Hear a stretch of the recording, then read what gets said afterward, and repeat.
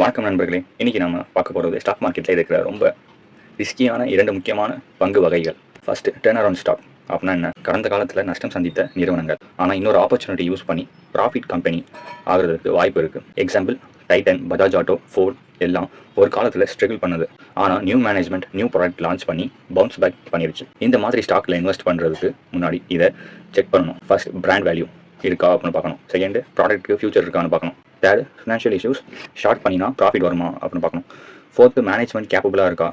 Fifth, கம்பெனியை merge செல் பண்ண தயாரா. இந்த 5 கேள்விகளுக்கும் ஒரு எஸ் இருந்தாலும் அது ஒரு நல்ல டர்ன் அரவுண்ட் ஸ்டாக்காக இருக்கலாம். ஆனால் இது டைம் டேக்கிங் ப்ராசஸ். இது லாங் டேர்ம் பேஷன்ஸுக்கு தான். செகண்ட், மொமெண்டம் ஸ்டாக்ஸ்னா என்ன? இந்த ஸ்டாக்ஸ்க்கு ஃபண்டமெண்டல் வேல்யூ இல்லை, ஆனால் ப்ரைஸ் மட்டும் ஜூம் ஆகுது. டிவி சேனல்ஸ், ட்ரேடர்ஸ், நியூஸ்னால ஷேர் ப்ரைஸ் ப்ளே ஆகுது. இதை 3 வகை மொமெண்டம் ஸ்டாக்ஸ் இருக்குது. ஃபர்ஸ்ட், ப்ரைஸ் வேல்யூமில் சடன் மூமெண்ட். இப்போ தான் மேலே போன பங்கு நாம் ட்ரெண்டை பார்க்காம சேர்ந்துடுறோம். ஆப்ரேட்டிங் பண்ணும் ஸ்மால் கேப் ஸ்டாக்ஸ் ட்ராப் மாதிரி. Example pyramid, சைமேரியா.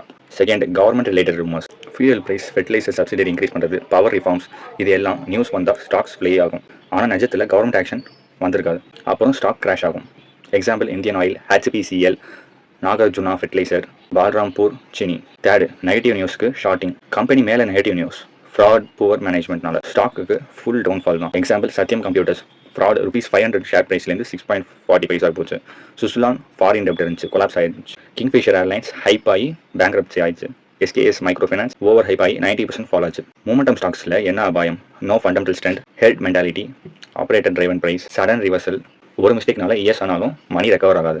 பிலிப் கேரட் என்ன சொல்கிறாருன்னா, டே ட்ரேடிங்கில் லாங் டேர்ம் சக்ஸஸ் கிடையாது, margin trading risky. Turn around stocks பாஸ்ட்டில் லாஸ் ஆகிருக்கும், ஃபியூச்சர் பொட்டன்ஷியல் மாடரேட்டாக இருக்கும், லாங் டேர்ம் இன்வெஸ்டருக்காண்டி யூஸ் ஆகும்.